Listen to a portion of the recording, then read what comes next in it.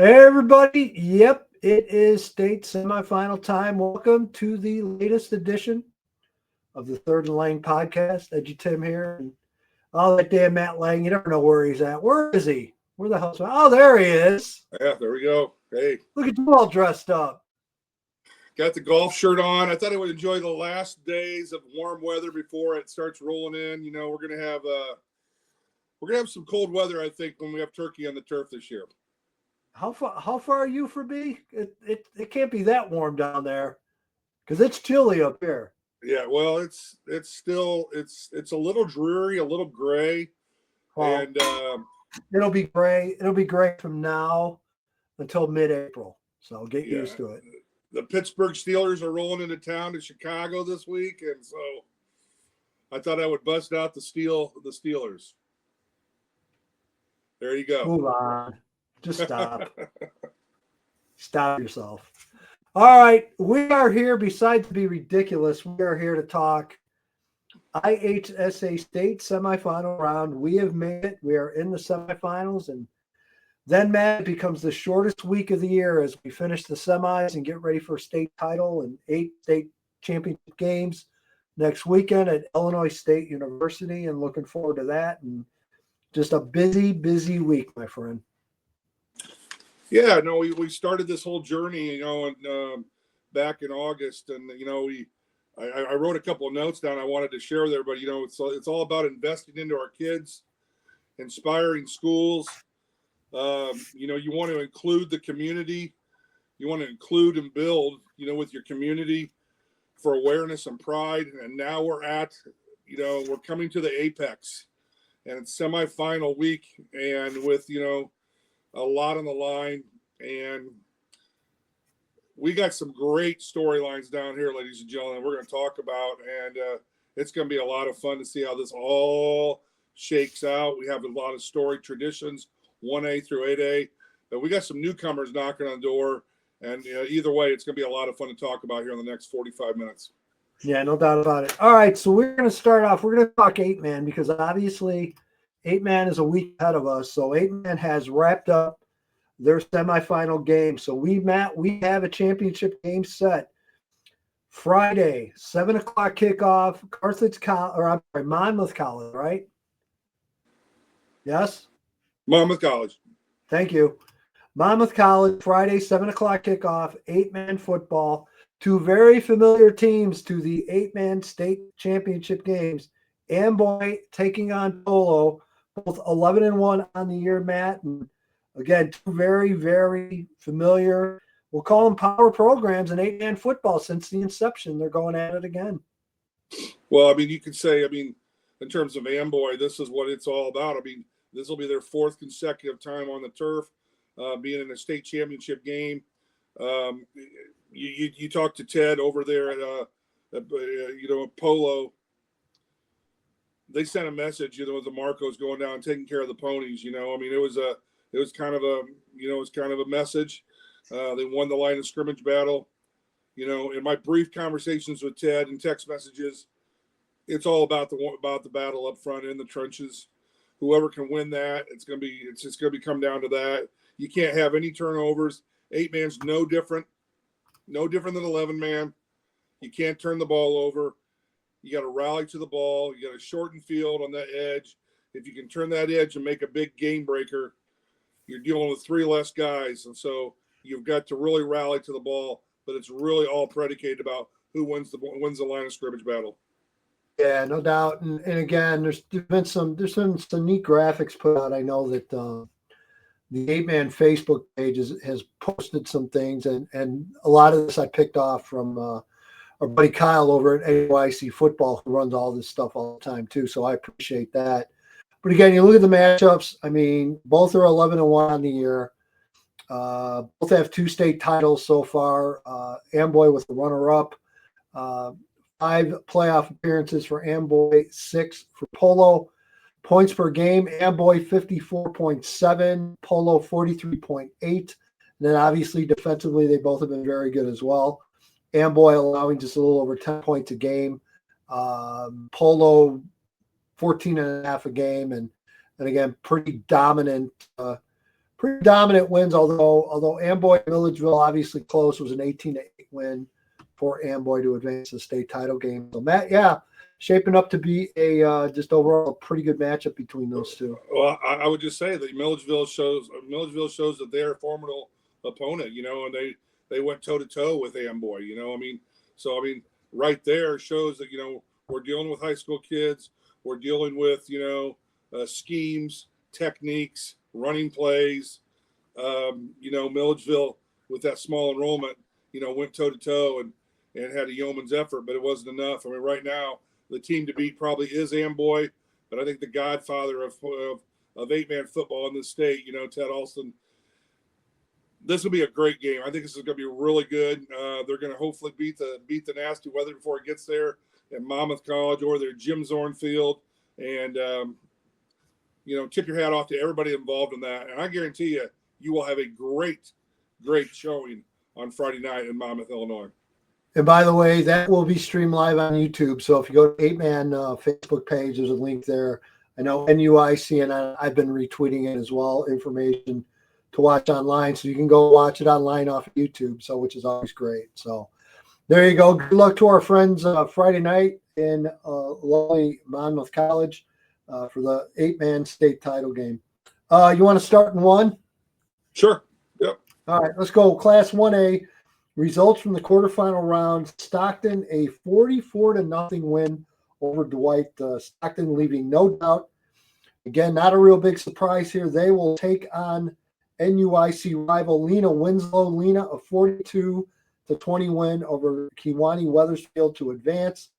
In the south portion of 1A, Calhoun gets a 28-21 win over KZ Westfield. They will advance and take on Brown County, a 37-13 win over Carrollton. So again, recapping, 1A state semifinal game, North Bracket, Lena Winslow at Stockton. That is a Saturday 3 o'clock kickoff. They will meet the winner of Brown County at Calhoun Saturday at 1 o'clock for the 1A state title game next, actually not this, a week from Friday, down at Illinois State University at 10 a.m. kickoff. And Matt, again, no real surprise with the two NUIC teams running head-to-head. Almost kind of expected at this point. Well, great physicality, next door neighbors to one another, the co-op for wrestling, a lot of storied tradition that I'll talk about later in the four quarters and overtime, along with all the teams in our state. But for Coach Rick Aarons, this is the mentor going against the student and Sean Downey. Be very interesting to see if anything happens that's really away from the what we expect. We expect this to be kind of a back and forth game. It's going to be all predicated about the line of scrimmage, physical hitting. Lena Winslow has proven over the years that they are a big play team when they have to be a big play team. And you can't make mistakes against this type of team. We've seen this, hey, can't Point beat this team? Can so-and-so beat this team? Well, you can beat them if you make big plays, but you can't have a mistake and let that mistake be a big play for Lena. Because if that happens, then the band's playing and it's not your band. It's their band. It's their cheerleaders. It's their fans. And then that Lena Winslow machine gets going, and it's a ferocious, nasty machine that has been hard to beat over the years. I don't know which way to go in this game. I would probably lean towards Lena, but I think Stockton has kind of proven they're the team. But until they get out of there and say, hey, we belong in the NUIC, we can represent this state of Illinois up here in the north, you probably have to lean towards Lena Winslow. So it's going to be really interesting. So again, for those that might not be aware, and there's probably very few that watch this podcast that are not aware of this. These are obviously both in the same conference, both in the NUIC. This is a rematch from week 2. Lena lost to Stockton 38-14 final. Matt, does anyone have an advantage in this after playing once? I've been told by coaches for years that in more cases than not, the team that wins that first game generally is less inclined to make changes versus the team that loses. Do you agree with that? And does anyone really have an advantage because they've played once before? Oh, I think that was a long time ago. That was in week 2. I mean, Stockton obviously is a very good football team. I think anytime you get to week 9, 10, 11, 12, if you feel like you need to make a change or you can make a change, I mean, let's just get right down to it. I think you can put a lot on the shoulders and on the human computer of high school kids. It's about that time of the year you can do a little bit extra. Did I want to do that with my kids? No, I didn't. But I felt like I could kind of roll out a trick or two, and I felt like I could kind of ask my defensive coordinators, hey, let's come up with something special here. Let's have something in our back pocket. Trick play, special teams thing, something. Special teams. I will just say this.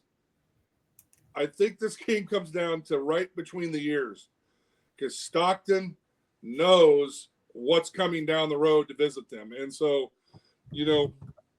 like I said earlier, don't let one mistake turn into 2 mistake, turn into 3 mistake. Yeah. If you make one mistake, you better have a quick case of amnesia and forget about it. Because if you sit there and have a pity party, that Lena Winslow team will make you suffer. So stick with the plan. Don't deviate from the plan. Do what you do best. Yeah, it's good advice. By the way, our friends at NYC Football, our friends at View from the West, they're doing a big college game day style pregame on their YouTube channel. So by all means, go check it out. Those guys will do it up right. They always do. So it'll be a lot of fun. And obviously a huge game Saturday at 3:00 in Class 1A. Coach and Tim, I do have a lot of notes on the southern part of the 1A, if you don't mind. Good. I mean, you want to? Yeah, we'll save that. We'll save that for 4 quarters. So again, the winner of that game is Brown County at Hardin Calhoun, Saturday at 1:00. So we will move on to 2A. And again, this is the semifinal round in Class 2A. Quarterfinal results as follows. Wilmington, a 49-7 win over Tri-Valley.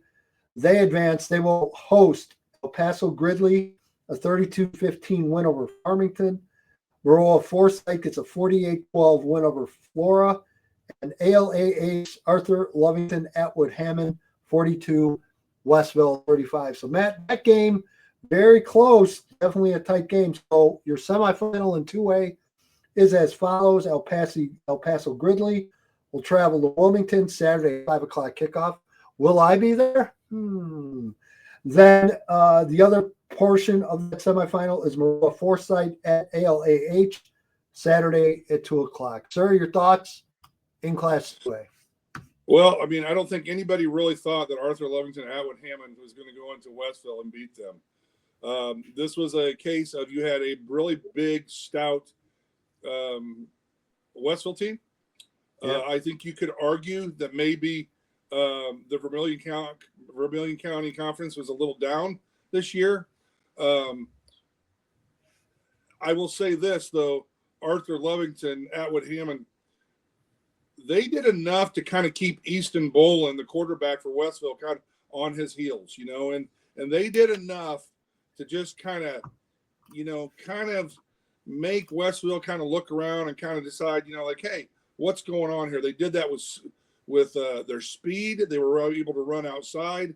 They were able to do it with, shocker, a big special team play in which a kid takes a kickoff all the way back. Tip your hat off to Mitch Wilson, the special teams coordinator down there. But I think the play of the game was when Cash Hale gets a pass from the quarterback, Otto, on a throwback for a TD to go up 42-35. It was the game winner. It was kind of a, run one way, throw it back the other way because the defense is not staying home.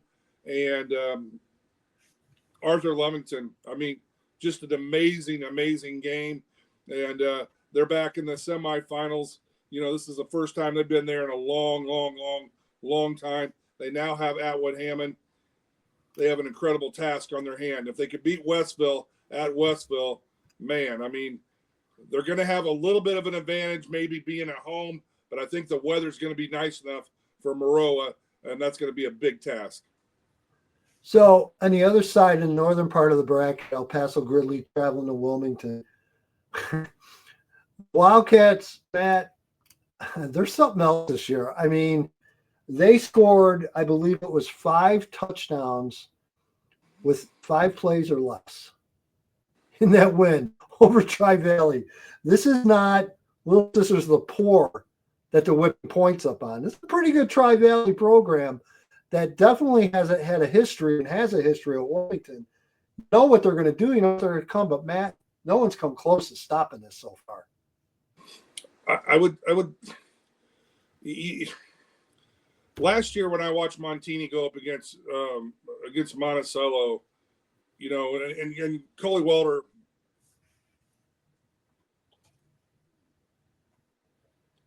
he even said it was about this time of the year that Montini was playing their best football, and they really put a little extra steam in the accelerator and the motor, and they really got going.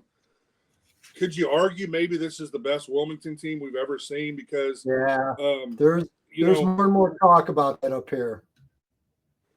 Ryan Kettman, that his name, the running back? 100%. Yep. He has over 2,000 yards or 1,500 yards, over 30 touchdowns. But I think everything starts up front with Zach Oshland. Is it Oshland? He's the linebacker. Yep. I think his lateral movement's really good from what I've seen. Offensive lineman, he'd rather punch you in the face than shake your hand. Logan Van Doint. He's another offensive lineman, defensive lineman. I mean, Jeff's been there forever, but his ability to teach linemen how to run this system and get physical at the point of attack and get more bodies at the point of attack. Right now, you could argue maybe it's the best it's ever been.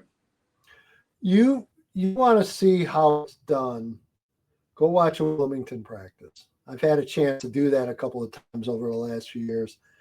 Again, yeah, you don't have the 50, 60, 70, 80 kids that you have in bigger programs. But you've got smaller amount of kids. You talk about personalized instruction and picking on this and digging into that. And Jeff you got to talk about his assistants too, because he's got guys been with him since day one. And that's a huge key. And he'll tell you that too, that he's had those guys been with him for so long. And you're right. It's like a machine. So we'll get in more into Wilmington, but it's absolutely amazing. They're putting up big points and they're putting them up in a hurry and they're doing it quickly. So it's not like they're dragging these things out. They're settling games like before halftime, which is absolutely amazing to get this far into the playoffs and still be doing that. It's a credit to them. It will be a great atmosphere with El Paso coming into town. I mean, let's don't take anything away from them. Owen Adams, a quarterback, wide receiver, Siobhan Maxon. They have another running back by the name of Aiden Adams. And, this has been a 5-year process for Tanner Benedict. And I know I brought up Brian Hassett's name, a longtime coach at Prairie Central, Bishop Mack assistant. I'll talk more about this in 4 quarters. But, this is a young coaching staff. This is a young team. I've talked to Brian and Tanner both. This is going to be really interesting. They know exactly what is coming down the railroad tracks. Brian has done a great job with the defense. They've done a great job of taking away plays and getting turnovers and scoring on defense. Can they do that? And I will say this: you're not going to stop Wilmington. Can you make them kick a field goal? Make them make a mistake on 3rd or 4th down, or make them kick a field goal. If you can't do that, Wilmington's going to the state championship. You got to move the ball. Yep. You got to move it against them. You got to have possessions. You can't go 3 and out. You're just giving them more chances. You're playing right into their hands. If there's no win and it's a nice day, El Paso's going to be able to maybe kind of do some things. All right. Because they got to hold on to the ball. You got it. So we're going to move on to 3A. The quarterfinal results in 3A. Richmond Burton, 31-6 win over Monmouth Roseville. They will move on. Richmond Burton will play Byron. Byron, an impressive 28-6 win over Immaculate Conception. So IC Catholic out, Byron in. Southern part of the bracket, Tolono Unity at 42-7 win over Williamsville. Tolono, here's a shocker, will take on St. Joe Ogden. St. Joe with a 38-24 win over Vidalia to advance. So your semifinal in Class 3A is as follows: Byron at Richmond Burton, Saturday at 2 o'clock. And then in the southern part of 3A, Tolono Unity at St. Joe Ogden, Saturday, 1 o'clock, sir. Well, you tip your hat off to Jeff Boyer. I mean, they basically slowed the Bowen kid down. I mean, they slowed him down. They made it very, very, very uneasy for him. When you get to Richmond Burton, I mean, you're talking about Hunter Carley, 5'10", 200-pound junior, fullback, a Shea kid, just a measly 6', 205. It's right up Coach Knowles' alley, and they're fast, they're physical. They've given up no points. They've 4 shutouts. They've had 3 or 4 games where only one touchdown has been scored. How Cole City scored 20 points against them, I don't know. Yeah. You know, that's amazing in itself. Then you go to this Byron outfit. Yeah, they shut down Bowen, but the big thing in that game, they didn't have any penalties, you know, and they were bending, but they didn't break on defense because IC was loaded. I mean, they're so good. And Byron just did a good job of bending but not breaking. Again, it comes down to the 4-headed monster, Considine, Talbert, the Criddle kid, and then Cole Aiken. And you got 2 juniors and 2 seniors there. They have a lot of guys up front. They're physical. Going to be a great, great, great, great, great atmosphere, great game, physical. Coin toss will probably be the most important play in the game.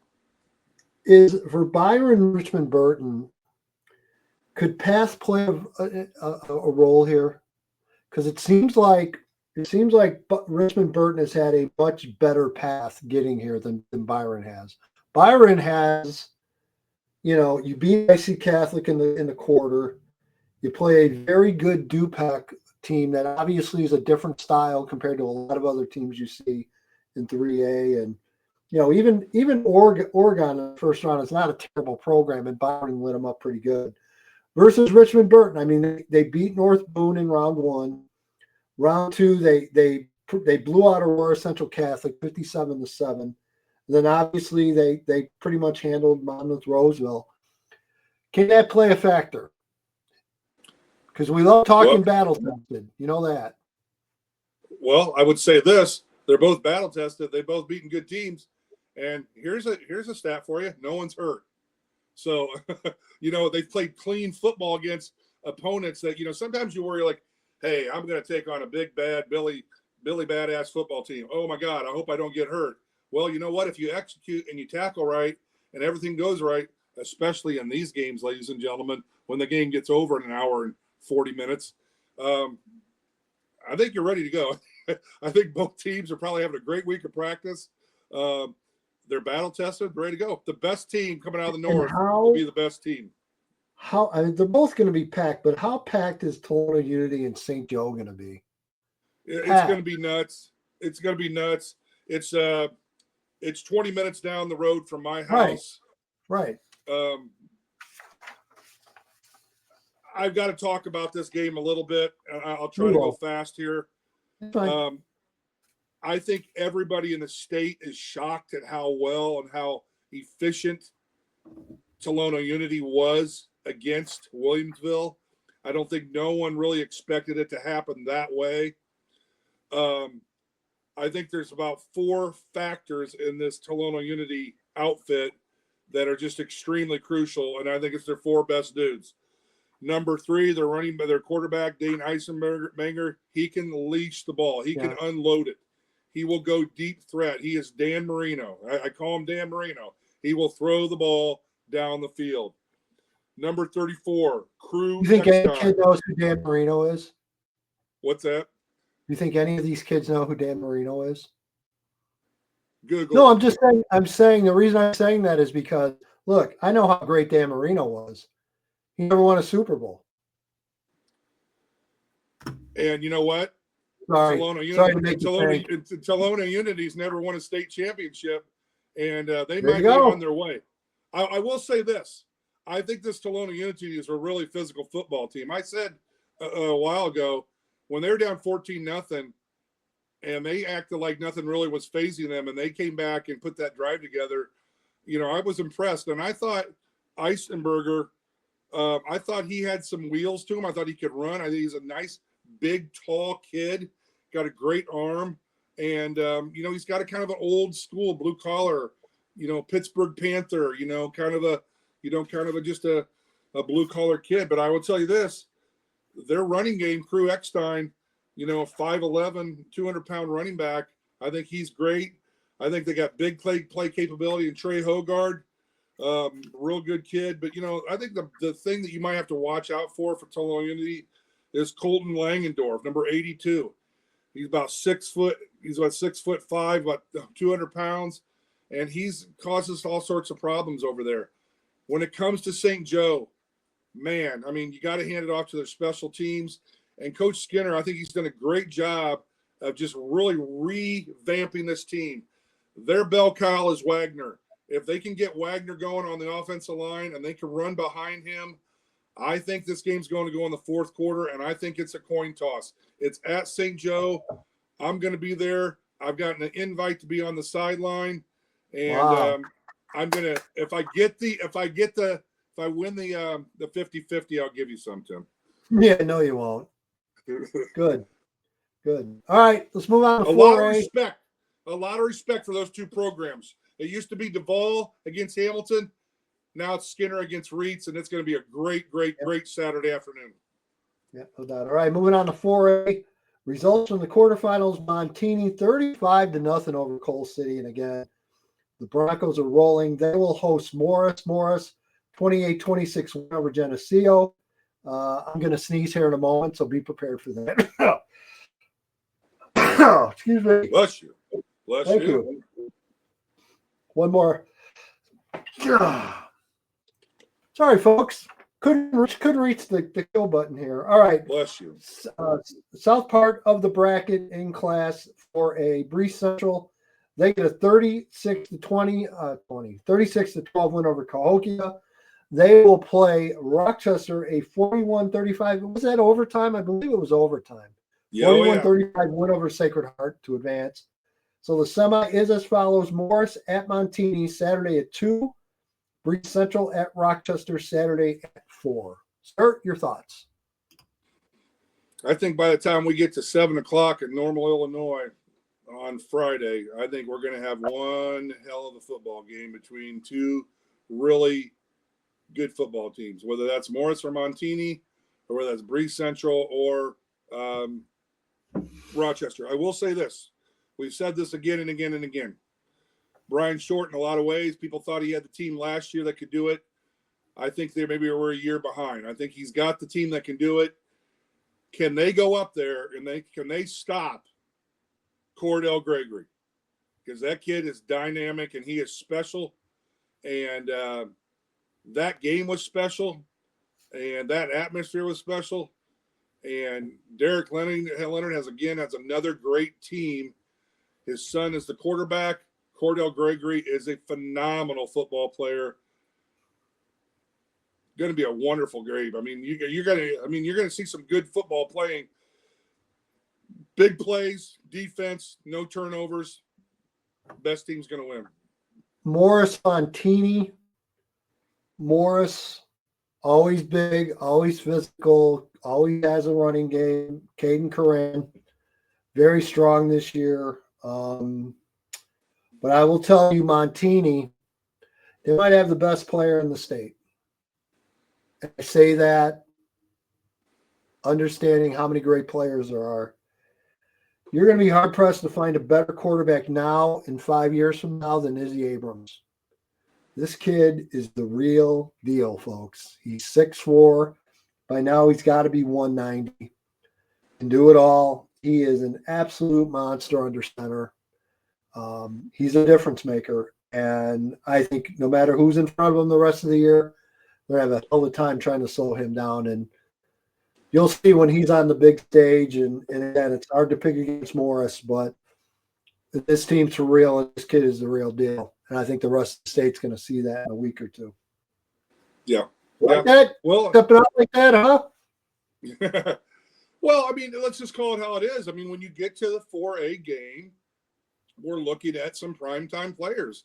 We saw that last year with DePaul and Mount Zion. I mean, we just do. It's fun. I mean, we're calling what we see, ladies and gentlemen. Montini had their coming out party last year in 3A. They're maybe going to put an exclamation mark on that, maybe, possibly this year. And so we're just calling it how we see it.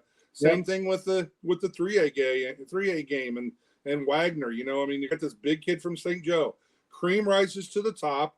Let's see who shows up and makes plays. Same with Lena. Same with Maroa. We haven't talked about Maroa. They're playing their best football of the year right now. So very quickly before we go in the four quarters, I keep track of every pick I make. So because I can talk all the talk I want, but if I can't back it up, what's the point of doing it? So I will tell you, if I tell you something in 4A, listen to it. If I tell you something in 1A, don't listen to a damn thing I have to say. Exactly. So I have not fared well in 1A. I have fared very well in every other class, but 1A, not good. I am 16-12 so far. Bad. Went 2-2 last week. I'm 22-6-2. I am 23-5-3. I am 24-4 in 4A. So there you go. Okay, so my record is I had chicken breasts earlier in the week. My cholesterol went up. I had tacos. I've had let's see what I like yours today. Better. I had some leftover spaghetti sauce today with some cheese. I've really been hitting the Coca-Cola a lot in the morning, which is bad. And I've got I've got a long ways to go. You do. All right. You ready? I just want to know if you're ready. Born ready, babe. Ready? Let's go. All right. The ever popular. Am I really buried? Here we go. 4 quarters and overtime. The simple life. Gotta love the simple life. Matt, first quarter. Dad, let's play catch. This isn't going to be a tearjerker, is it? No, but I will tell you, you couldn't really, this is Kevin Costner out in the Field of Dreams. I think this is neat. 1A football down in Hardin, Illinois. Aaron Elmore is the head coach, and his son Earl is a sophomore. They've opened the ball up a little bit more. They throw it around a little bit more. They're very physical. They beat a very good Casey Westfield team. He's grown. He can throw it. He can do things with his legs. And, oh, by the way, Coach Tom Little over there at Brown County has a son that can play a little football too. And his son, Vince Little, runs that offense and that wing T offense very, very well. And I think that's going to be a great game. Dad, let's play catch. You got 2 head coaches, and their sons are the quarterbacks. Awesome. I think it's a neat story. And everybody will be down in Hardin, Illinois. That's cool. Excellent. Second quarter, do your homework and chores, something you very seldom did, Matt, when you were younger.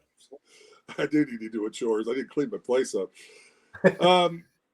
I think this is really interesting. You could not draw this any better. In Class 2A, we have a man, the myth, the legend, and Coach Jeff at Wilmington that has been there for a long time. Tim, could you tell me how long he's been there? Do you know on top of your head? 28, 29 years. Okay, something like that.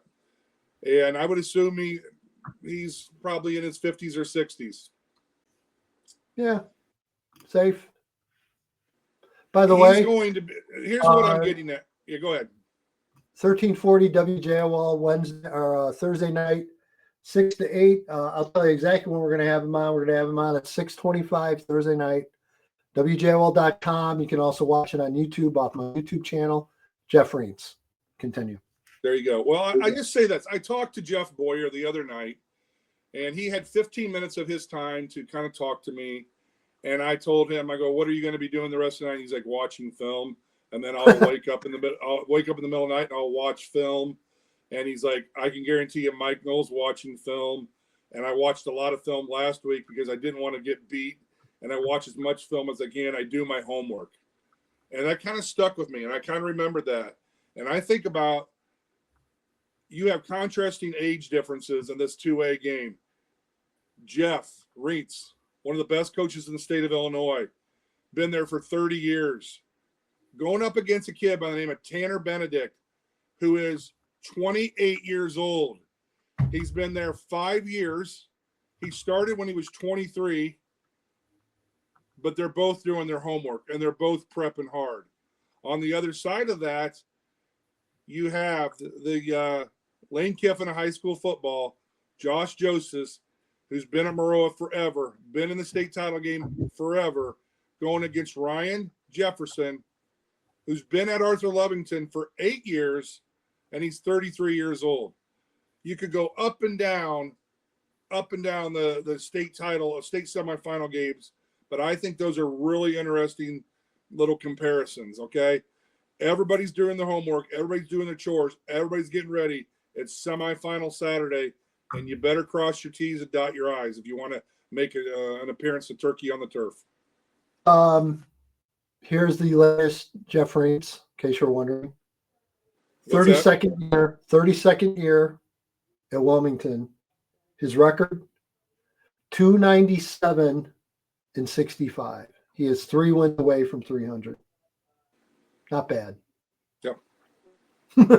Not bad at all. So, yeah, it's again, it's an amazing story, and I'm telling you, we talk to him on a pretty regular basis. I don't think he's anywhere near the point of stepping down. I don't see it. He still loves it too much. Well, if getting back to me with text messages and emails is any indication, then I would say he's a long ways away, because he's on top of that. He's on top of that A game, really good. Thank you, Jeff. I appreciate it. I literally just text him in. You want to come on radio Thursday? Sure. Same time. Okay. That's it. He hasn't Not missed real a hard to beat. do. So, all right, let's move on. Third quarter, like father, like son, but not so fast, my friend. A new chapter. No, I think in 4A football, I think he kind of had a really monumental moment there. Like how long is Derek Leonard going to do this? He has a son that's playing football for him. It was probably a little melancholy different for him to win that game against SHG. The atmosphere and the ending and overtime, it never gets old and it never loses its luster. But my goodness, it is a little bit different not having two Leonards out there, like father, like son. And I think, it's really interesting because you could potentially have a Rochester Montini game, and that Ken Leonard will have a thing or two to say about that in terms of maybe whispering in his son's ear, and so it's just interesting. I thought that whole game, that whole atmosphere down there was really cool, and it's just different. Yeah, no doubt about it. And then finally, the fourth quarter, peach cobbler or a little something new? Pray tell, my friend. Hardin, Illinois, and Hardin County, down there, they're known for their peaches, and I've had their peaches, and they're really, really good. And they're also known for their football. And when I look at football in the western side of the state, since I started in 1995, at first it was Carthage, Illinois. Then it became Illini West.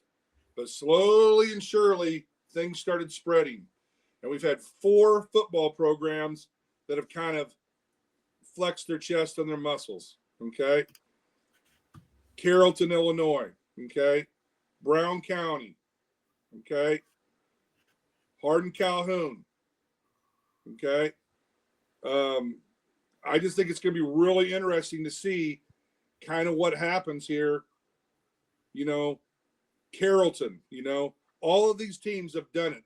They've all been on the state tournament title turf, except for one team, Brown County, and Coach Tom Little, a disciple of the Carthage Blue Boy wing T system.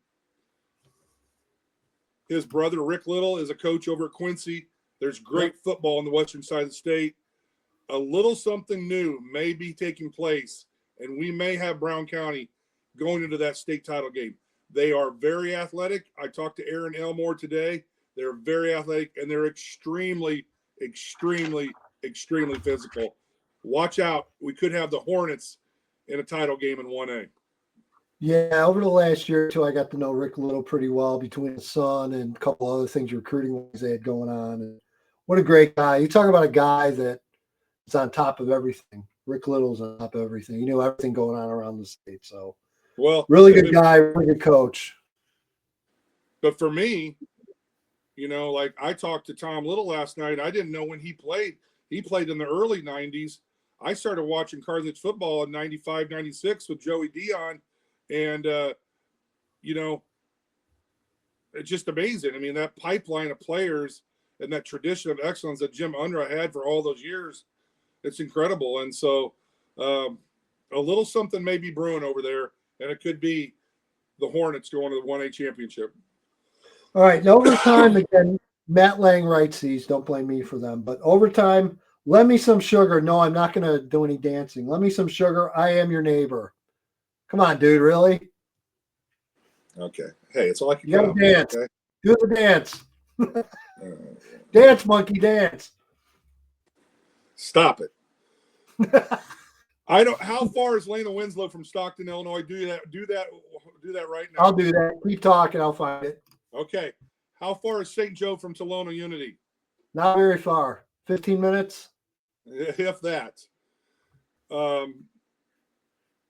I'm just telling you right now, this is going to be some interesting football that we have placed in 1A and in 3A. While Mr. Rand McNally, Tim O'Halloran is finding the I'm trying. mileage. Keep looking. That's why you should listen to NUIC. They know that stuff off the top of their head. Okay. Me not so I would much. like to go while he's looking for that. I want to go over the following title game appearances and following state titles. Maroa Forsyth, 9 appearances, 2 titles. SHG, 9 appearances, 6 titles. Byron, 5 appearances, 3 titles. Lena Winslow, 8 and 6. Montini, 10 and 7. Rochester, shocker, 9 times, 9 titles. Hardin Calhoun, 2 times, 2 championships. Wilmington, 4 times, 3 titles. Tolono, 6 appearances, 0 titles. St. Joe, 5 appearances, 0 titles. And Stockton, 6 appearances, 2 titles.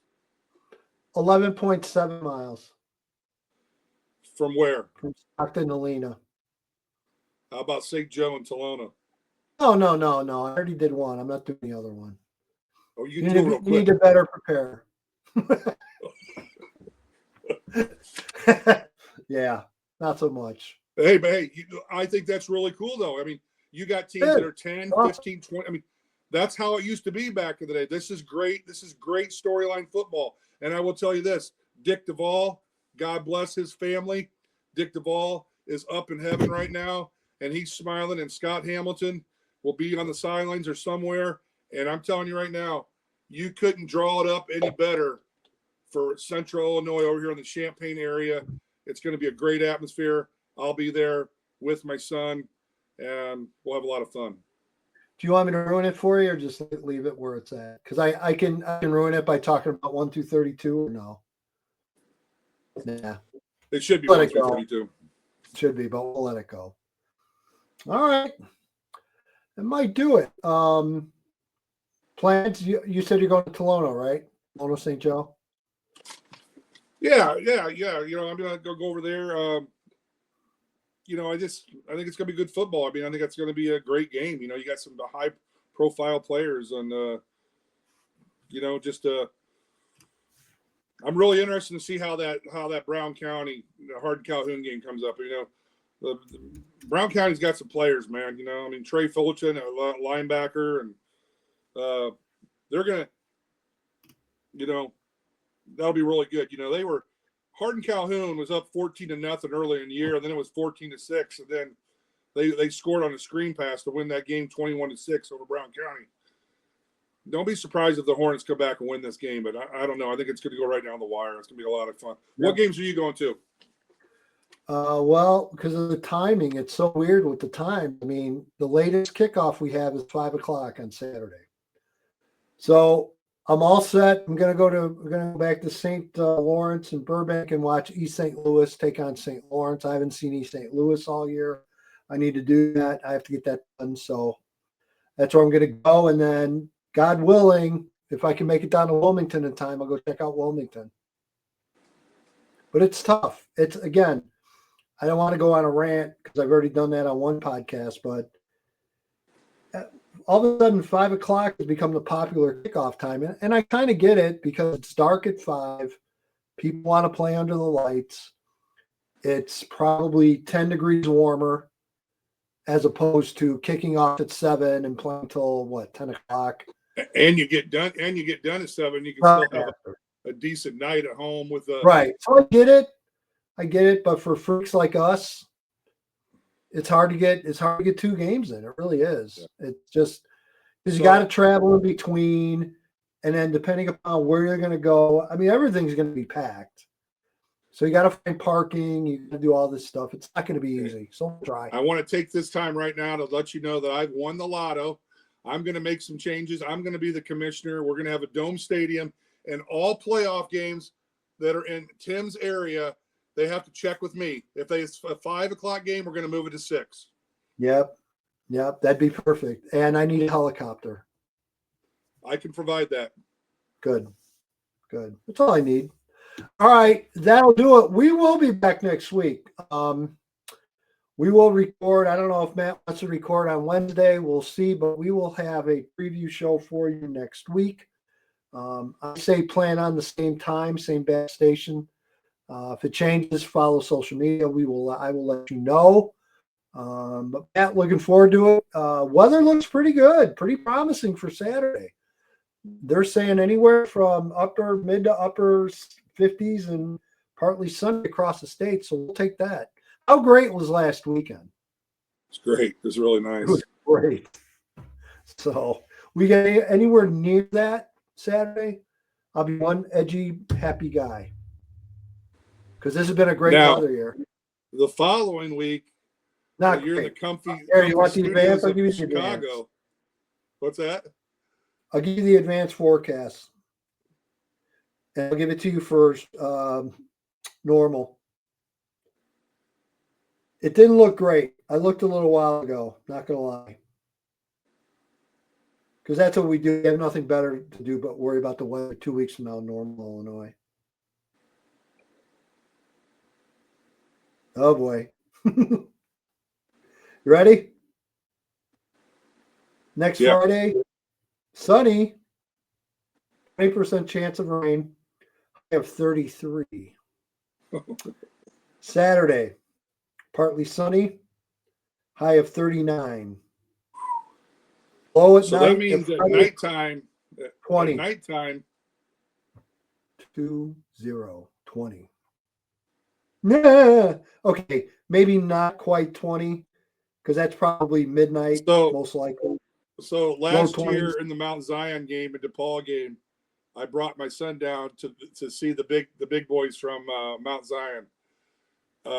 Trimble was the main attraction along with JC, and so my son wanted to see him and goes up and talks to him, and then he looks right at me and he goes, "All right, Dad, let's go back up to the booth. It's a little cold out here. It's chilly. It's chilly." Yeah, no doubt. Well, we'll wear 2 pairs of socks. 2 pairs of socks. Yeah, no doubt. No doubt. All right, that'll do it. He's Matt Leng. I'm EDGYTIM. Thanks for joining us. By all means, go check out a game on Saturday. Enjoy yourselves, and we'll be back next week. We'll preview state championship. Gotta love that. And talk about the winner of the 8-man championship from this Friday. So thanks, everybody. Great week.